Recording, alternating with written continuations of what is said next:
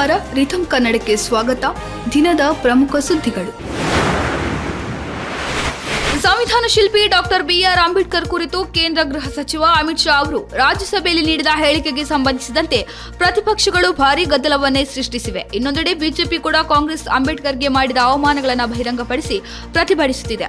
ಅಮಿತ್ ಶಾ ಅವರು ರಾಜೀನಾಮೆ ನೀಡಬೇಕು ಎಂದು ಒತ್ತಾಯಿಸಿ ಪ್ರತಿಪಕ್ಷಗಳ ಮೈತ್ರಿಕೂಟ ಇಂಡಿಯಾ ಬ್ಲಾಕ್ನ ಸದಸ್ಯರು ಇಂದು ನೀಲಿ ಬಣ್ಣದ ಬಟ್ಟೆಯನ್ನು ಧರಿಸಿ ಸಂಸತ್ ಆವರಣದಲ್ಲಿ ಪ್ರತಿಭಟನಾ ಮೆರವಣಿಗೆ ನಡೆಸಿದರು. ಎನ್ಡಿಎ ಕೂಟಕ್ಕೆ ವಿರುದ್ಧವಾಗಿ ಬಿಜೆಪಿ ನೇತೃತ್ವದ ಎನ್ಡಿಎ ಸಂಸದರು ಅಂಬೇಡ್ಕರ್ ಅವರನ್ನ ಅವಮಾನಿಸಿದ ಪ್ರತಿಪಕ್ಷ ಕಾಂಗ್ರೆಸ್ ಕ್ಷಮೆಯಾಚಿಸಬೇಕೆಂದು ಒತ್ತಾಯಿಸಿ ಘೋಷಣೆಗಳನ್ನು ಕೂಗುತ್ತಾ ನಾಮಫಲಕಗಳನ್ನು ಹಿಡಿದು ಸಂಸತ್ತಿನ ಆವರಣದೊಳಗೆ ಪ್ರತಿಭಟನಾ ಮೆರವಣಿಗೆ ನಡೆಸಿದರು.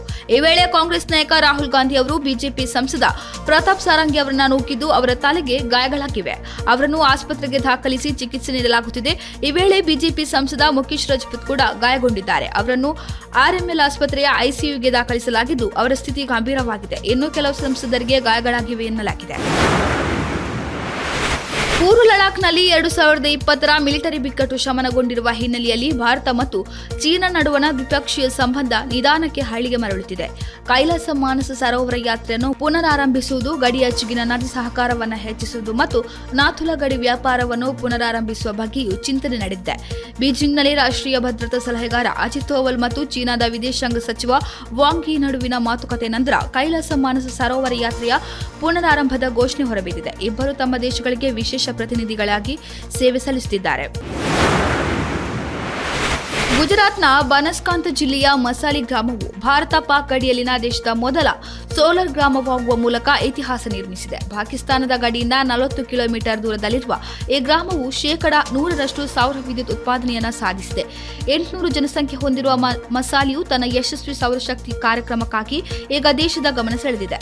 ಗ್ರಾಮದಲ್ಲಿ ಒಟ್ಟು 199 ಮನೆಗಳಿಗೆ ಸೌರ ಫಲಕಗಳನ್ನು ಅಳವಡಿಸಲಾಗಿದ್ದು 225.5 ಕಿಲೋವ್ಯಾಟ್ ವಿದ್ಯುತ್ ಉತ್ಪಾದಿಸುತ್ತಿದೆ. ಅಂದರೆ ಮನೆಗಳ ಅಗತ್ಯಕ್ಕಿಂತ ಹೆಚ್ಚು ವಿದ್ಯುತ್ ಉತ್ಪಾದನೆಯಾಗುತ್ತಿದೆ. 1.16 ಕೋಟಿಯ ಅಂದಾಜು ವೆಚ್ಚದಲ್ಲಿ ಪೂರ್ಣಗೊಂಡ ಈ ಯೋಜನೆಗೆ ಕಂದಾಯ ಇಲಾಖೆ, ಯುಜಿವಿಸಿಎಲ್, ಬ್ಯಾಂಕ್ ಮತ್ತು ಸೋಲಾರ್ ಕಂಪನಿಯಿಂದ ಬೆಂಬಲ ದೊರೆತಿದೆ. ಮಹಾರಾಷ್ಟ್ರ ಮುಖ್ಯಮಂತ್ರಿ ದೇವೇಂದ್ರ ಫಡ್ನವೀಸ್ ಮತ್ತು ಉಪಮುಖ್ಯಮಂತ್ರಿ ಏಕನಾಥ್ ಶಿಂದೆ ಅವರು ಗುರುವಾರ ಬೆಳಗ್ಗೆ ನಾಗ್ಪುರದಲ್ಲಿರುವ ರಾಷ್ಟ್ರೀಯ ಸ್ವಯಂ ಸೇವಕ ಸಂಘದ ಸಂಸ್ಥಾಪಕ ಡಾಕ್ಟರ್ ಕೆಬಿ ಹೆಡ್ಗೇವಾರ್ ಅವರ ಸ್ಮಾರಕಕ್ಕೆ ಭೇಟಿ ನೀಡಿ ಶ್ರದ್ಧಾಂಜಲಿ ಸಲ್ಲಿಸಿದರು. ಆರ್ಎಸ್ಎಸ್ನ 2ನೇ ಸರ್ ಸಂಚಾಲಕ ಎಂಎಸ್ ಗೋಲ್ವಾಲ್ಕರ್ ಅವರ ಸ್ಮಾರಕಕ್ಕೂ ಸಿಎಂ, ಡಿಸಿಎಂ ಗೌರವ ಸಲ್ಲಿಸಿದರು. ರಾಜ್ಯ ವಿಧಾನಸಭಾ ಸ್ಪೀಕರ್ ರಾಹುಲ್ ನಾರ್ವೇಕರ್, ಪರಿಷತ್ ಉಪಸಭಾಪತಿ ನೀಲಂ ಗೋರ್ಹೆ ಮತ್ತು ಆಡಳಿತಾರೂಢ ಬಿಜೆಪಿ ಹಾಗೂ ಶಿಂದೆ ನೇತೃತ್ವದ ಶಿವಸೇನೆಯ ವಿವಿಧ ಶಾಸಕರು ಡಾಕ್ಟರ್ ಹೆಡ್ಗೇವಾರ್ ಮತ್ತು ಗೋಲ್ವಾಲ್ಕರ್ ಅವರ ಸ್ಮಾರಕಗಳಿಗೆ ಗೌರವ ಸಲ್ಲಿಸಿದರು.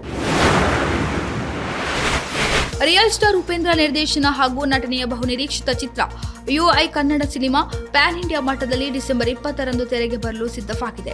ಚಿತ್ರದ ತಾರಾಗಣದಲ್ಲಿ ನಾಯಕಿ ರೇಷ್ಮಾ ನಾಣಯ್ಯ, ಕಲಾವಿದರಾದ ರವಿಶಂಕರ್, ಕಾಕ್ರೋಚ್ ಸುದಿ, ನಿಧಿ ಸುಬ್ಬಯ್ಯ, ನೀತು, ಕಾರ್ಯಕಾರಿ ನಿರ್ಮಾಪಕ ಲಹರಿವೇಲು ಹಾಗೂ ಕೆವಿಎನ್ ಸಂಸ್ಥೆಯ ಸುಪ್ರೀತ್ ಇದ್ದಾರೆ. ಕನ್ನಡ ಸೇರಿದಂತೆ 5 ಭಾಷೆಗಳಲ್ಲಿ ಚಿತ್ರ ಬಿಡುಗಡೆಯಾಗುತ್ತಿದ್ದು 9 ವರ್ಷಗಳ ನಂತರ ಉಪೇಂದ್ರ ನಿರ್ದೇಶನದಲ್ಲಿ ಬರುತ್ತಿರುವ ಈ ಸಿನಿಮಾದ ಬಗ್ಗೆ ಜನರು ಬಹಳಷ್ಟು ನಿರೀಕ್ಷೆ ಇಟ್ಟಿದ್ದಾರೆ. ಇದಾಗಿತ್ತು ಈ ಹೊತ್ತಿನ ಪ್ರಮುಖ ಸುದ್ದಿಗಳು. ಇನ್ನಷ್ಟು ಹೆಚ್ಚಿನ ವಿಚಾರಗಳಿಗಾಗಿ ವೀಕ್ಷಿಸಿ ರಿಥಮ್ ಕನ್ನಡ.